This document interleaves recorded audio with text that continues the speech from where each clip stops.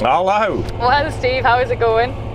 Now then, it's going very well, very well. It's nice, nice bit of frost we're just trying to catch. Great stuff.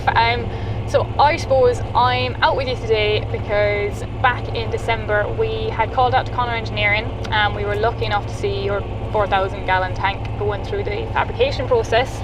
And once we had the video up, you were kind enough to invite us out to see it working.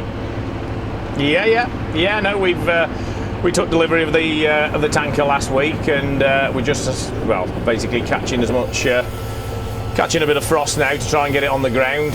We did think we'd be out doing a bit of nurse tanking first, but with this bit of frost, we're just sort of catching a bit of hard ground, really. Oh yeah, because this is its first outing, really. It is its first outing, yeah. And to be fair, yeah, we had it parked in the yard for a couple of days, and yeah, it looks absolutely stunning, really. It's we put a lot of extra bits and bobs on it that we wanted to sort of make it a bit unique for the jobs that we do, really. And yeah, no, we're really happy with it, really. Yeah, because tell me a little bit about obviously the reasons why you had all the extra parts put onto it. To be fair, the last Conor tank we had, we did have a 4,500 back in 2018.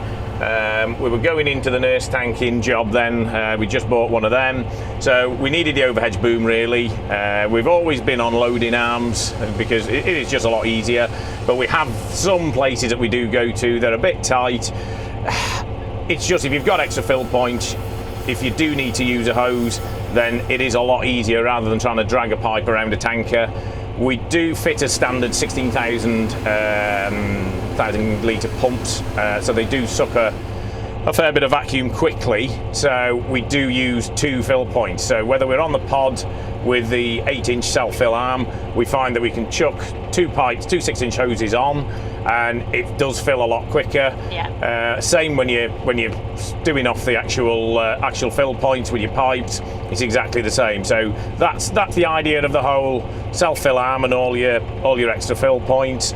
We've put a sand agitator on. We did have one years ago on a previous tanker, but we didn't find we used it much. But we have had a couple of places which have got sand, and also 1 or 2 that run wood chip, and that has caused a fair bit of problems, really. And if we can keep the material in agitation, it does sort of keep the fibres moving and does stop it settling and saves us having to go in and dig the tanks off, really. Yeah, because you've another Conor tank. It's 4,500 gallon, and you were telling me obviously that's kitted out a little bit differently. It has, to be fair. We sort of, on that, we went for a weight transfer system, because we thought to ourselves back then we were running fairly big tractors, but maybe not as big as we are now. We did think it may help, and actually that was the other compromise for the actual sand agitator, really. We thought that it would work as a flush system rather than working as as more of a weight transfer, but to be fair, that hasn't really worked as we thought. So we thought to ourselves, well, we'll do away with that.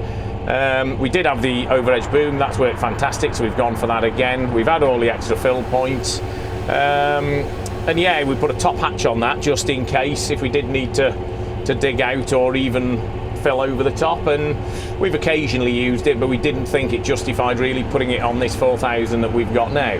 Yeah, because one thing that I was obviously surprised by, because I'm living out in Clare, I was coming over and saying, oh, I can't wait to come see this big 4,000 gallon tank, and there was you telling me it was the baby of your fleet. So obviously, I did think when you said this really big 4,000, you know, we did. I dare say it did replace a 3,000 Abbey tanker.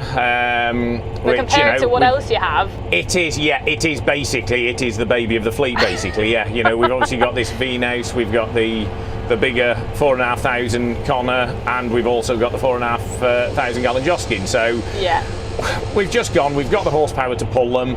They are all on 30.5 tyres, so we've gone, you know, 850s or 750s we've put on them. And to be fair, they carry the ground well. A lot of other people go for slightly smaller tanks and stick to 26.5s. We just sort of, well, my opinion was that really going 26.5 710s, you're probably looking at 3,500 to me is the biggest sort of weight I'd want to be putting on it to not do compaction and getting stuck, really.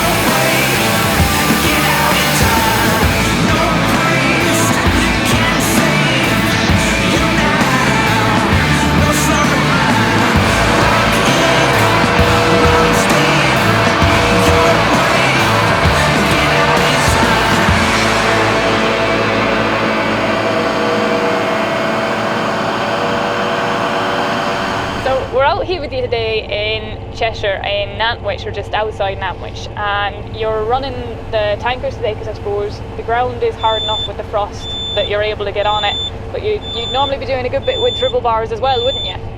We'll probably be another couple of weeks. We'll probably end up now that we'll go straight to dribble bars.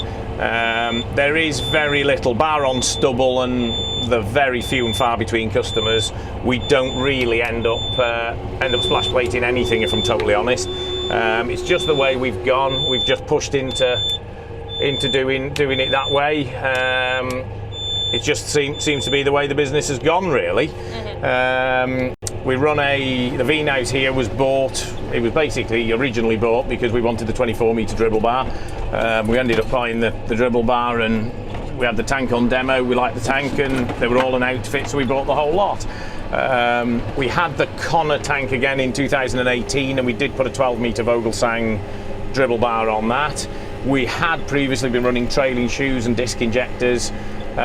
We just find really the Vogelsang dribble bar in particular for us does follow the ground very well. There's a couple of places that we do which it's pretty challenging ground and undulating territory. I think it just does work a lot better. There's a bit more leeway in sort of lumps and bumps and what have you than you will have with a disc injector. Yeah. We do the odd bit of disc injecting, but very, very little.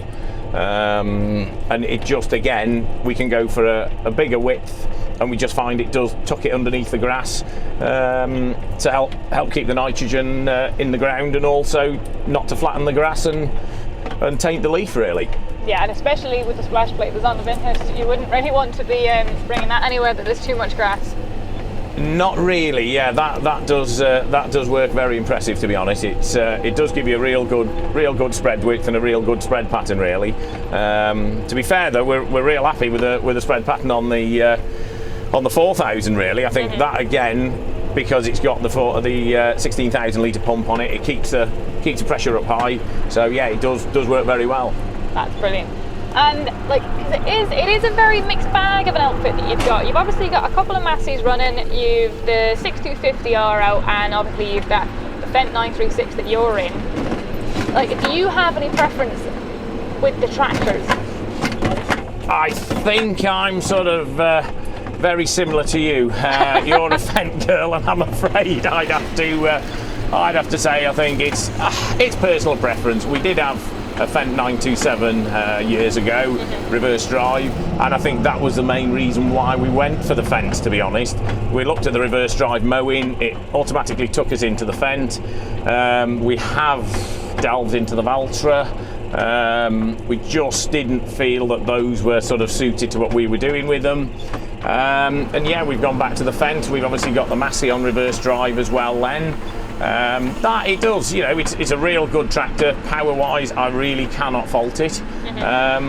But I do think, my personal opinion is, you won't beat a Fendt, really. It's once you've the comfort, especially in the 900s, they are a really comfy tractor, really. Yeah, well, that's absolutely brilliant, Steve. And I know for a fact that Gareth is really keen to come out, hopefully when you get going at silage, to also see the other side of the business that you run, which I suppose is actually the business name, the Hooftrimming Limited. Yeah, it is. You do quite get some funny looks when you rock up to do some silage or something, and you think, what's hoof trimming got to do with silage? But yeah, we do often get that. But yeah, no, from speaking to Gareth, well, you've no idea until you spoke to someone what the crack is, as you say. But yeah, little did I know that he was of his background, so hence why he's so interested in the other side kind of thing, really. He's really excited to see the hoof trimming fabrication side of things, because you actually make the gear. Yeah, we've started hoof trimming back in, I'd say, well over 20 years ago now.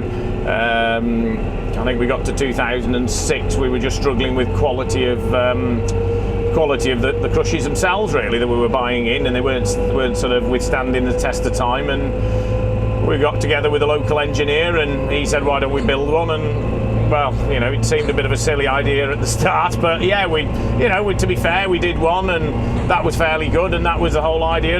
That would be my machine, and there was no looking into engineering more in the future. And we had a vet practice from down south came up, they'd seen it on YouTube and they wanted to buy it, and it was like, well, let's build Mark II and let's make it a bit better. And we got to Mark II, and somebody else saw Mark II, and then it went to Mark III, and before you know it, we're where we are now. We're probably building nearly 100 electric farmer crushes a year. I would say we're probably on 8 to 10 contractor machines a year, and they're ranging anywhere from local 10 mile down the road to New Zealand, Australia, Ireland, and everywhere else, Slovenia and Holland, really. Yeah, everywhere in between, like.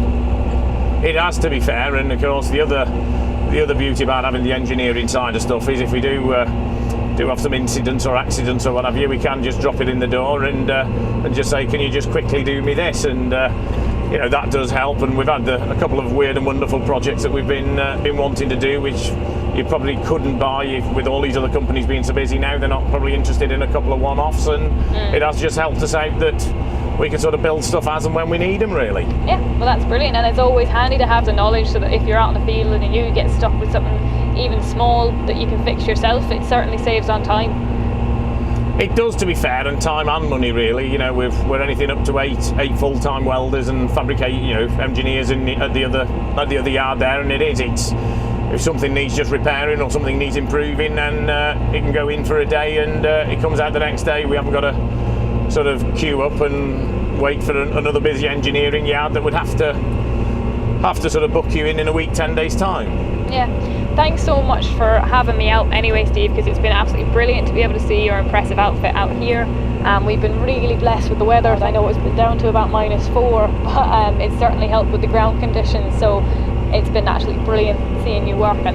So thanks a million for having me out, and we're hoping that once restrictions ease off, hopefully Gareth can come out and we can see you again in the summer when you're flat out of silage.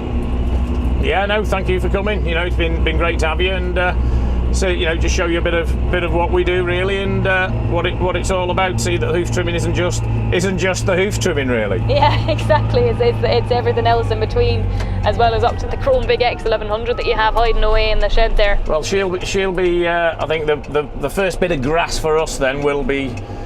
We'll be into it next year. We bought that one a while back now, and we've sort of gone through it ready for this coming season. So we're about as eager as you and Gareth are to see it go in grass, to be honest. That's brilliant. Well, thanks a million, Steve, for having me out, and we'll catch a bit of what you're doing here today. Excellent job. Thank you. Perfect. Thank you.